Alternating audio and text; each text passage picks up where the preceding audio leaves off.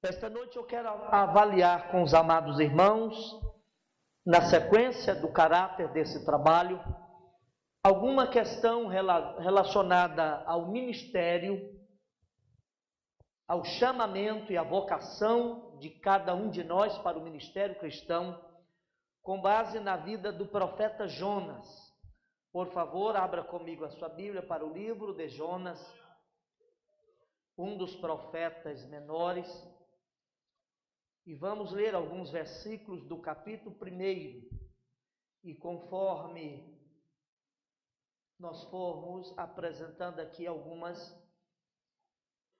ou fazendo algumas considerações, nós iremos lendo, se necessário, outros textos. Para o capítulo 1, versículos de 1 ao 3. A palavra do Senhor veio a Jonas, filho de Amitai, dizendo: vai agora à grande cidade de Nínive e prega contra ela, porque a sua maldade subiu até mim. Jonas, porém, fugiu da presença do Senhor na direção de Tarsis. Descendo para Jope, achou um navio que ia para Tarsis, pagou a passagem e embarcou nele, a fim de ir para Tarsis, fugindo da presença do Senhor. Amém.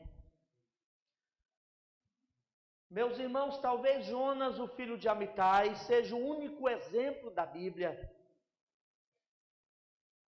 de alguém que tenha recebido da parte do Senhor um chamamento e uma vocação muito definida e objetivamente colocada, estabelecida, mas que, não obstante a isso, de modo muito claro e objetivo, também resolve não obedecer. E eu vejo aqui, quando o Senhor chama Jonas, Deus deu a ele uma incumbência prontamente declarada, objetivamente colocada. O Senhor disse a ele: levanta e vai à grande cidade de Nínive e prega contra ela, porque a sua maldade subiu até mim. Tantos outros personagens das Escrituras, bem como muitos de nós ainda hoje, mesmo aqueles que mais diretamente estão focados e envolvidos no ministério cristão, talvez tenha levado algum tempo para, de modo muito claro e diretivo, terem percebido qual é a área específica de atuação para a qual Deus o chamara. No caso de Jonas, não. Deus o chama de modo muito claro e prontamente designa para ele não apenas o lugar de sua atuação, mas também a natureza de sua tarefa. Porém, Jonas, por algumas razões circunstanciais, ele resolvera confrontar, resolvera não atender a Deus. E eu percebo aqui nesse breve livro da Bíblia, que enquanto profeta e como profeta, Jonas se deixou ideologizar em demasia, ao ponto de imaginar que Deus se tornaria inimigo de quem fosse seus inimigos. Porque, historicamente, o contexto deste livro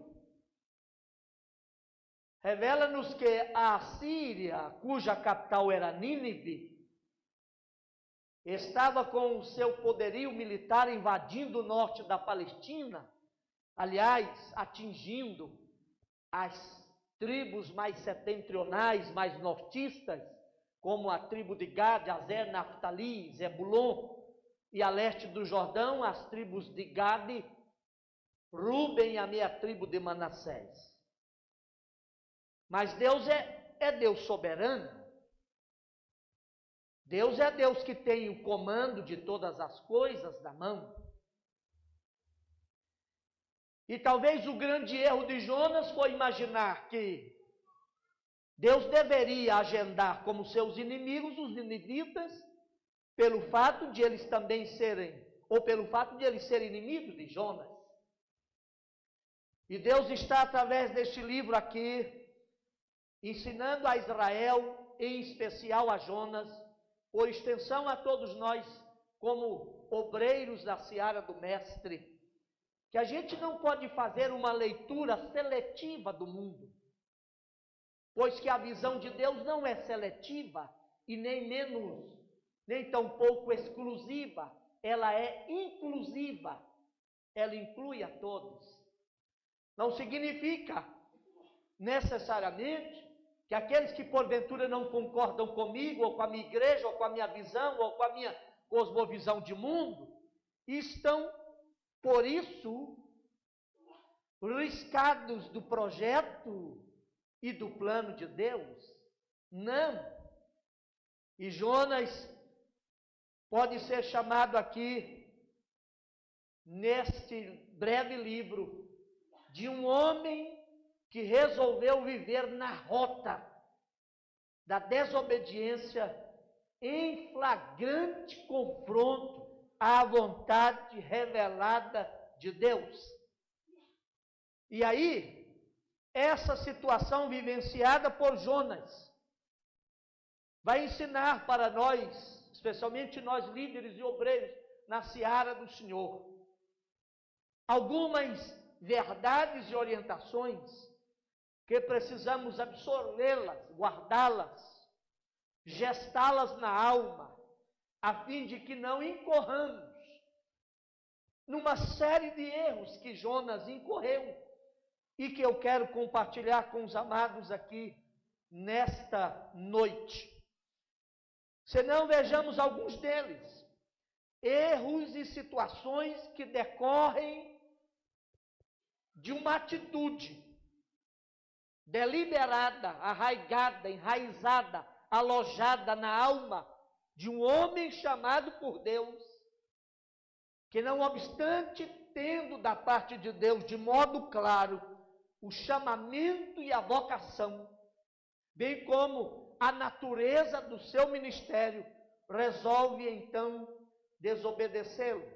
Jonas tenta fugir de Deus e mudar até de endereço, para não mudar sua atitude.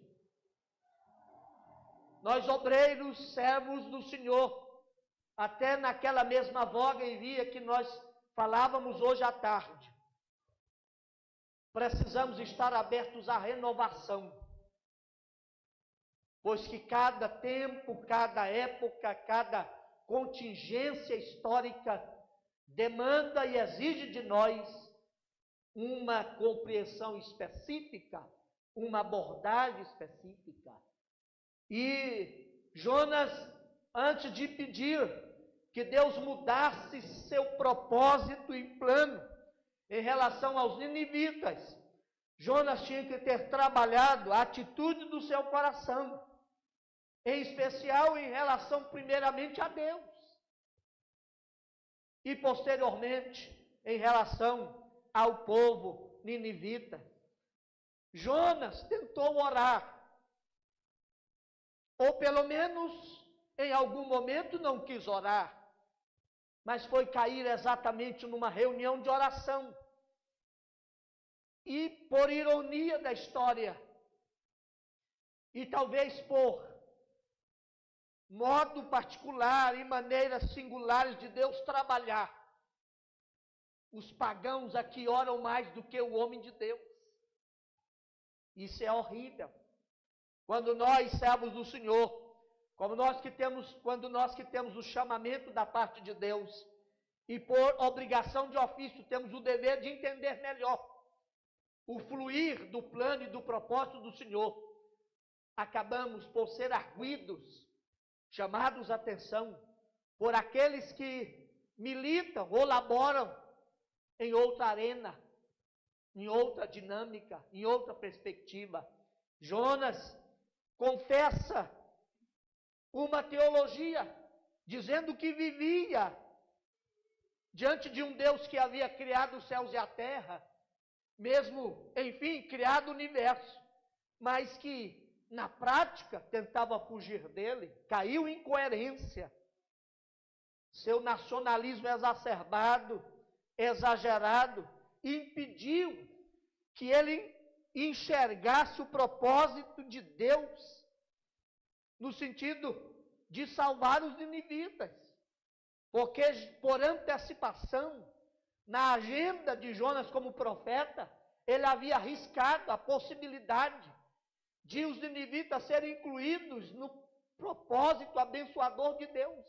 E passou então a fazer uma leitura estreita, tacanha, limitada, imaginando que Deus então rezaria pela sua cartilha, e Deus que é Deus do universo, Deus que é Criador e sustentador de todas as coisas, havia no seu eterno propósito incluído os ninivitas, que naquela contingência eram verdadeiramente inimigos dos israelitas, mas não eram, por assim dizer, e por essa razão, inimigos de Deus. Saibamos disso. Aqueles que às vezes a gente resolve excluir, Deus resolve incluir. Aqueles que a gente resolve afastar, Deus resolve chamar para perto. Aqueles que a gente resolve não tê-los na nossa festa, Deus manda, através de Samuel, dizer: ninguém se assentará à mesa e ninguém comerá o banquete aqui, enquanto aquele que vocês excluíram desta festa e nem incluíram no hall de convidados não esteja presente aqui, porque Deus sempre resolve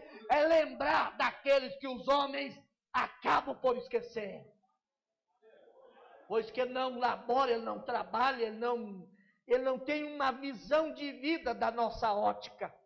E ademais, numa outra situação aqui, quando o homem de Deus, objetiva e claramente chamado pelo Senhor para um propósito, resolve desobedecê-los, a gente acaba incorrendo nessas situações extremamente perigosas, tanto para a gente quanto para os outros. Primeira delas, essa atitude que Jonas tinha, de tentar e esperar que até Deus mudasse o seu propósito e plano, para não mudar a sua atitude interior em relação aos seus inimigos, aos ninivitas, pode nos afastar da vontade de Deus. E não há algo pior para o cristão, e sobretudo para o obreiro da causa do Senhor, tentar levar avante uma vocação ministerial dissociada, alienada, divorciada da vontade clara e objetiva de Deus. É certo que andar na vontade de Deus nem sempre implica tranquilidade, nem sempre implica facilidades, mas pode ter certeza, se permanecermos no centro da vontade do Senhor, a despeito de qualquer coisa, de qualquer adversidade que porventura aconteça à nossa volta, nós temos a garantia da presença do Senhor, e ela por si só nos basta, pois ela é capaz de nos sustentar. Então, cuidado, é melhor que mudemos a nossa atitude, pois se permanecermos nesta rota de desobediência, essa atitude nos afastará da vontade de Deus. Há um segundo erro aqui, que a gente precisa refletir nele. Quando a gente mantém na alma essa atitude e resolve desobedecer a ordem clara e objetiva de Deus, nós incorremos em terríveis incoerências teológicas e doutrinárias.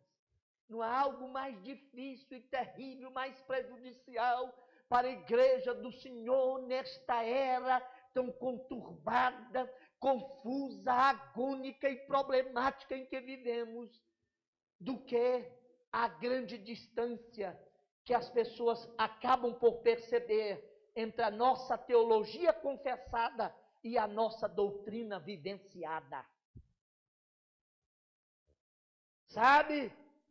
Porque no que concerne a obra de Deus, eu e você, como servos do Senhor, alcançados pela graça salvadora e o Evangelho transformador de Cristo, nós lemos a Bíblia, mas tem muitos homens aí fora que têm uma única possibilidade de conhecer a Deus, é lendo a minha e a sua vida, pois que o único livro que eles lerão é o meu e o seu livro existencial. Eu e você lemos a Bíblia, eles lerão a nossa vida. Então, é perigoso para a obra de Deus, mormente e especialmente para nós obreiros, quando nós não conseguimos aproximar, pelo menos aproximar, o discurso e a doutrina verbalizada da teologia praticada. Jonas chegou a dizer para aqueles homens, afirmou a eles, que ele cria, servia, adorava um Deus soberano, que criara os céus e a terra, mas aqueles homens perceberam, você está em grande incoerência. Como é que você consegue afirmar que serve a um Deus soberano que criou os céus, a terra e o mar, e resolve fugir dele? Eles estão quase que dizendo, ele te achou aqui, pronto, eu vou estar com você aqui, essa tempestade que veio sobre nós é em função disso. Se você crê num Deus que fez os céus e a terra, soberano e governa o mundo, a gente, eles estão dizendo para Jonas, e por extensão a todos nós aqui, a gente tem que viver em coerência com esta verdade. Oxalá, tomara, o Espírito de Deus dê ao meu e ao seu coração esta compreensão. Porque a igreja do Senhor nesse Brasil precisa, nesse país, precisa urgentemente resgatar, ou pelo menos fazer pontes de contato entre a bonita teologia pregada e verbalizada e a vida praticada pelo existir e a moda e a maneira que a vida vai acontecendo. Mas há uma terceira situação aqui, terceiro erro que esse homem incorreu e que nós obreiros, envolvidos na obra do Senhor, corremos o risco, porque aqueles que se aproximam de Deus têm também maiores responsabilidades. Agora, é possível que nós venhamos desejar ardentemente as benesses e os benefícios de estar próximo de Deus, mas de repente não querermos assumir as responsabilidades que decorrem dessa proximidade. O próprio Jesus falou, a quem muito é dado, muito será exigido. Alguém disse que o privilégio tem a mesma medida da responsabilidade. Jonas teve a bênção inaudita de ser abordado pelo próprio Deus, de receber em primeira mão uma vocação da parte de Deus. Mas não obstante a isto, Jonas incorreu nessa atitude de rebelião, no coração e na alma, e acabou por cometer um outro erro. Quando nós nos afastamos voluntária e arrogantemente da vontade de Deus, nós causamos prejuízos aos outros e a nós mesmos.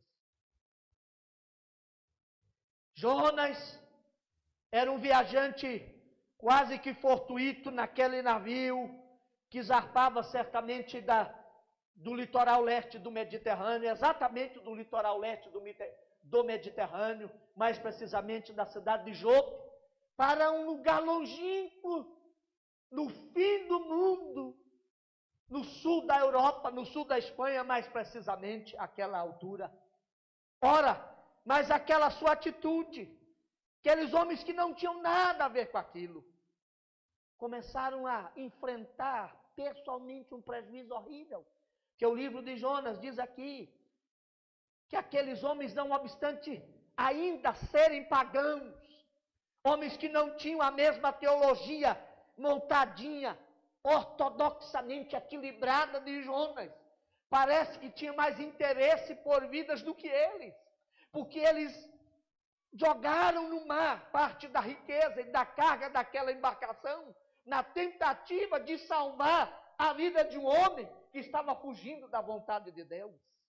Quantos de nós, por não percebermos o desvio, o erro, que às vezes cometemos enquanto obreiros da causa e da seara do Mestre, de repente começamos a atingir pessoas à nossa volta, é a nossa família, que vai se destruindo, se degradando, se degenerando, é as nossas amizades que vão acabando, diminuindo, é o nosso potencial ministerial, vocacional, que vai se esvaindo como fumaça ao vento. São prejuízos decorrentes de alguém que resolve de modo arrogante e deliberado enfrentar a vontade de Deus. Querido irmão e amigo, esteja atento ao que Deus comunicar a você. Por mais difícil que seja, por mais antagônico que seja com a sua visão do momento, obedeça ao Senhor, porque é melhor para a sua vida, e isso trará bênção para você e para os outros. Que Deus nos dê esta graça. Quando saímos, portanto, da vontade de Deus, a gente acaba causando prejuízo aos outros e a nós mesmos. A quinta verdade aqui é que à medida que a gente afasta da vontade de Deus, a gente começa a fazer leituras e tirar conclusões apressadas das circunstâncias, e não há algo mais perigoso para a vida do cristão, em especial para a vida do obreiro, do que tirar e fazer leituras apressadas e tirar conclusões apressadas das circunstâncias da vida, ao invés de fundamentar-se no livro e na vontade declarada de Deus. Sabe o que Jonas está pensando entre linhas? A gente percebe isso aqui no livro do profeta Jonas. Ele, após ouvir o comando de Deus, soberanamente dado a ele resolve mudar a rota, fugir de Deus. E olha como é que as circunstâncias à sua volta estavam contribuindo para uma teologização barata e tacanha que a gente percebe no livro dele. Por exemplo, primeiro, ele não tinha reservado passagem. Chegou ao porto de Jope, por uma coincidência do destino, ele encontra passagem. Ele não tinha sequer reservado um lugar naquele navio. Conseguiu, inclusive, um espaço até para viver a sua irresponsabilidade e a sua negligência espiritual, dormindo no porão daquela embarcação. Jonas começou então a entender, entre linhas a gente percebe neste livro, que ele está tirando conclusões apressadas das circunstâncias, dizendo, só pode que Deus esteja nisso, está tudo dando certo. Deixa eu dizer para você, nem tudo que dá certo é certo. Tem muita coisa dando certo neste mundo moderno ou pós-moderno, mas nem por isso significa que Deus está chancelando e assinando embaixo destas coisas. E o maior perigo hoje, nessa multiformidade, nessa amálgama religiosa que a gente está vivendo nesse país, é a proliferação de consciências, verbalizações, perspectivas em segmentos religiosos aí, que não tem chamado o homem, o ser humano, ao confronto com o Evangelho. Tem trazido-os à igreja, enchido os templos e auditórios, e prometido a eles que Deus os abençoará. E a Bíblia não fala disto. Nem milagres que porventura aconteçam à minha circunstância podem ser evocados e utilizados como elementos validadores da direção e da vontade ou da aprovação de Deus sobre a minha vida. Aliás, é um dos grandes desvios do cristianismo deste início de milênio e novo século, é a exploração exagerada da manifestação de poderes e milagres. E as pessoas começam a fazer leituras. Ela está, olha, deliberada e flagrantemente vivendo contra Deus e a sua palavra e a sua vontade, mas de repente ela não muda a atitude, porque aquilo que ela pedia em termos de bênção financeira, ela conseguiu. Como bom brasileiro, ela deu um jeitinho, colou na prova e passou no concurso. E vem aqui e testifica que é Deus que abençoou.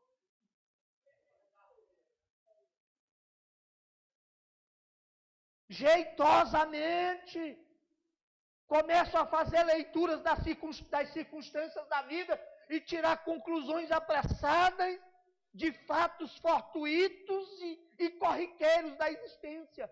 E sabe, quando isso acontece, não tem outra rota senão o abismo, o fundo do mar. A gente vai caindo para lá. Eu olho a Bíblia, a palavra de Deus, e eu poderia evocar aqui, citar aqui, N exemplos, N personagens da Bíblia, que demonstram que Deus está muito mais interessado em mudar a nossa atitude interna, nossa atitude pessoal, do que as atitudes ou as circunstâncias à nossa volta. Porque nem sempre Deus muda os outros e nem mesmo as nossas adversidades circunstanciais, mas Ele muda a nossa atitude em relação a elas e é milagre do mesmo jeito. Para uma mulher aqui da Bíblia que foi recorrer a Eliseu, o profeta do Senhor, Eliseu a manda de volta à sua casa, dizendo, como que dizendo, ela volta para a tua. Talvez porque esse pronome da segunda pessoa do singular aqui, você vive demais nas esquinas reclamando, fofocando, de tudo e de todos, volta para a tua, não para a vizinha, para a tua casa. Fecha a porta sobre ti e teus filhos, como que? Assuma, esse problema é teu. O que você tem em casa? Ela diz, tua serva não tem nada em casa, senão uma botija de azeite. Eliseu deu lá uma orientação e ela resolveu obedecer. Funcionou. E ela foi lá no homem de Deus de novo. Poucas pessoas voltam, né? Para agradecer. Só traz o problema. Mas ela voltou ao homem de Deus. Falou, Eliseu, ó, legal, funcionou. Eu tenho azeite em casa lá para... Tem barris de azeite. Sabe o que Eliseu falou para ela? Vai, vende o teu azeite, porque ele é teu. Surgiu daquele pouquinho que você tinha, do teu azeite. Pagar a tua dívida, que ela é tua. Se sobrar, vivei do resto. Como quer dizendo, a maior bênção de Deus nisso tudo é você liquidar com a sua situação lá fora. Jonas fez uma série de leituras apressadas aqui e foi tirando conclusões erradas, essa coisa toda, e começou a dizer, não, mas Deus está aqui, está tudo dando certo. Quantas pessoas eu vejo elas caminhando de modo inexorável para a destruição, pelo simples fato de imaginar, não, mas eu preguei ontem, Deus me usou, eu cantei ontem, foi uma bênção. Eu até estou envolvido no projeto de igreja, está tudo dando certo. Meu irmão, em nome de Jesus, se o Espírito Santo do Senhor comunicar ao seu coração alguma verdade, ou tocar a sua alma, no sentido que você perceba algum desvio da vontade do Senhor, tire os olhos da circunstância, foque-os no Senhor seu Deus e na palavra que Ele te declarou. Qualquer coisa que esteja acontecendo à sua volta, não importa, de ruim ou de bom, de positivo ou de negativo, volte-se à palavra. Aqui está o solo firme, onde a gente vai caminhar com segurança. Fora dela não há garantia. O caminho é descendente, é para o abismo. Vou encerrar aqui dizendo uma sexta ou sétima verdade aqui, ou erro que esse homem cometeu, que eu acho que é o mais grave de todos. Sabe qual é? Quando a gente foge da presença de Deus, resolve desobedecer a Deus, essa atitude nos impossibilita de entendermos e acatarmos os propósitos definidos de Deus. E a gente passa a fazer o quê? Primeiro, passamos a amar as coisas mais do que as pessoas. Jonas tinha uma teologia toda truncada, toda errada. Deus mandou ele para Nínive pregar contra a cidade de Nínive, evidentemente. E ele pregou um sermão que aqui no hebraico são apenas 5 palavras. Andou por aquela cidade dizendo, olha, arrependei-vos. Aliás, nem usou esse tempo. Durante 40 ou após 40 dias, no Nínive será subvertida. Ele é o único missionário que vai pregar a misericórdia, uma mensagem de Deus, e não quer ver conversão. Ele vai lá para o monte, faz uma tribuna lá, e fala, eu quero só ver o pó, quero ver o fim dessa gente. Ele estava com uma agenda muito antiga. Deus já tinha dado perdão e enviado salvação àquela gente, salva aqueles homens, e Jonas lá, no morro, esperando vencer os 30 dias, os 40 dias, para ver os ninivitas morrerem. E Deus está dizendo, não, ninivita não vai morrer, eu estou trazendo eles para o meu lado. E Jonas, eles até podem ser, você até pode ser contra eles, mas eles não são meus inimigos, eu os quero no meu propósito, a minha graça os alcança, meu projeto é inclusivo e tem espaço para eles também, e eu os quero no meu plano. Louvado seja o nome do Senhor. E quando a gente perde a capacidade de entender os propósitos de Deus, a gente também passa a fazer, sabe o quê? A reclamar das coisas mínimas da vida. Eu fico olhando essa vida de Jonas aqui. Sabe o que ele faz? Ele vai lá para a montanha, não trabalha sequer um dia para que tivesse uma sombra sobre a sua careca. Deus é que faz crescer uma boboreira.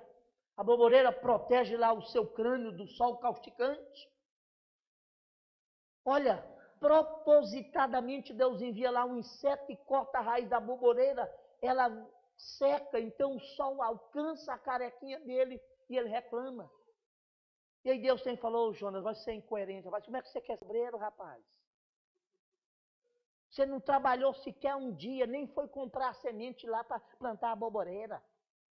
Você está preocupado com a boboreira que morre, e você não preocupou um momento com 120 ninivitas que não sabem discernir entre a mão direita e a esquerda. Você é incoerente como obreiro, rapaz. Sabe, quando a gente foge da vontade do Senhor, é outra questão dentro deste erro. A gente deixa de perceber os propósitos do Senhor, e isso leva-nos a minimizar os feitos de Deus e a maximizar as nossas realizações como obreiros. E sabe o que passa a acontecer com a gente? A gente passa a sofrer da síndrome de Moisés. Qual é a síndrome de Moisés? Teve um dia que Moisés caiu em descrença.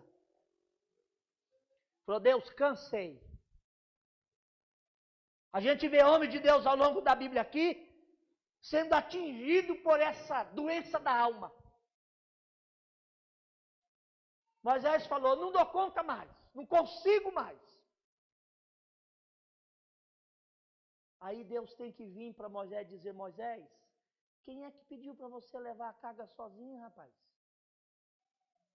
Você que achava que era o rei da cocada preta, que tinha postar-se na sua cadeirinha e o pessoal ficar o dia inteiro aqui nessa fila para falar com o dondoca do Moisés.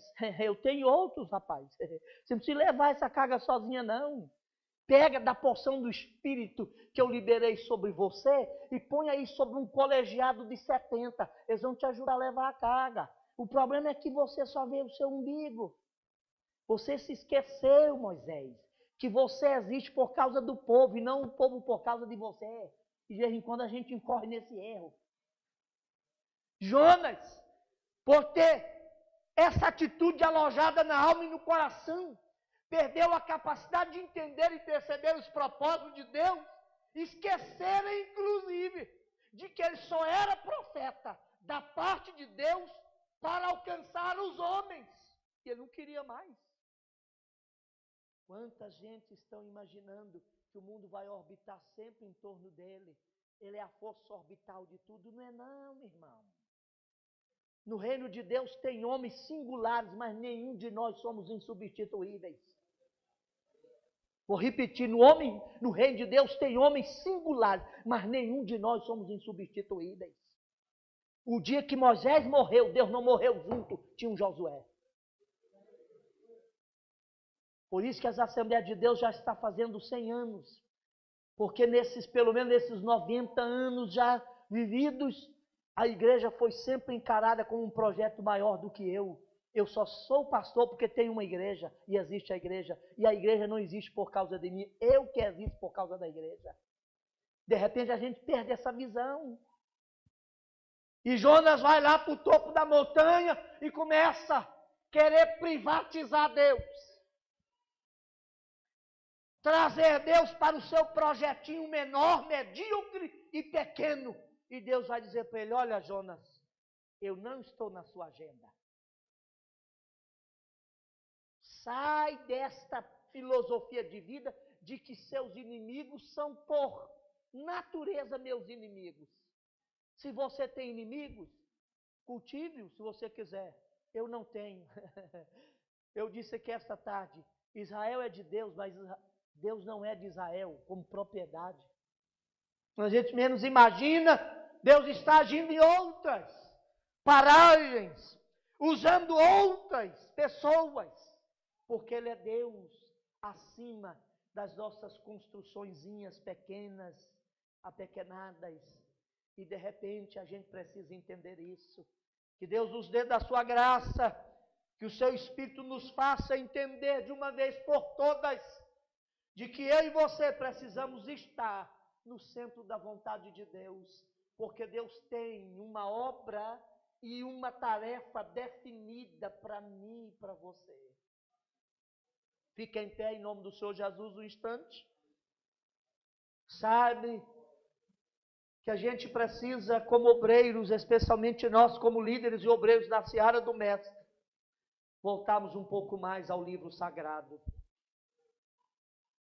a fim de que não permitamos, em hipótese alguma, que elucubrações nossas, construções nossas, definições nossas, conceituações nossas, por mais oportunas e legítimas que elas sejam, não venham ser, não se tornem para nós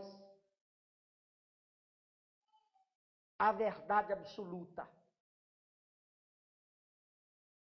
O grande problema de Jonas, e é um dos erros que a igreja está vivendo, a igreja atual, eu estou usando um termo muito lato, a palavra igreja aqui, agora nesse instante, está vivendo, incorrendo. E Jonas incorreu nele. Foi de ideologizar o plano de Deus. E hoje há um perigo grave de substituirmos a teologia pela ideologia. Virou um sistema de ideias, montados, hermeticamente montados, ortodoxamente sistematizados, mas que de repente não é mais um sujeitar-se à vontade e à palavra de Deus que está aqui. Funciona. Funciona tão bem que os homens aí fora estão enxergando a igreja como mais um grupo de interesse. Ela é simplesmente mais um grupo, uma dimensão sociológica da sociedade.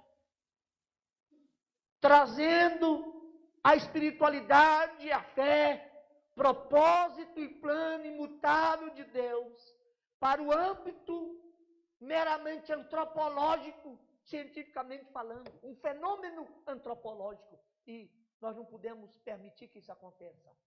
A obra de Deus é uma ação direta e objetiva de Deus no tempo e no espaço, através de homens como eu e você, de modo declaradamente objetivo, conforme está estabelecido aqui. E isso distingue-se de qualquer outra proposta, porventura, existente aí. E aí, o que a gente encerra dizendo? O alvo da missão da igreja não é nem primeiramente o sucesso. Não, senhores, é o testemunho fiel da verdade. O alvo da missão da igreja, minha missão e sua missão como obreiros, não é necessariamente conseguir seguidores, é fazer discípulos. O reino de Deus está inchado de seguidores, mas tem poucos discípulos que imitam o Senhor Jesus. O alvo da missão da igreja não é necessariamente ter muito poder, mas é usar o poder que Deus delegou a ela e continuar pregando uma mensagem que alcance e abençoe até gente que não gosta de mim. Gente que eu não resolvi trazer para a minha agenda nem para o meu convívio, Deus me envia lá para pregar um evangelho que salva e liberta. Amém? Coloque a mão sobre o seu coração e ore comigo agora. É uma palestra para líderes. Chega na sua casa, você leia esse livro esta noite até 23 horas, 59 minutos e 59 segundos, ainda é hoje.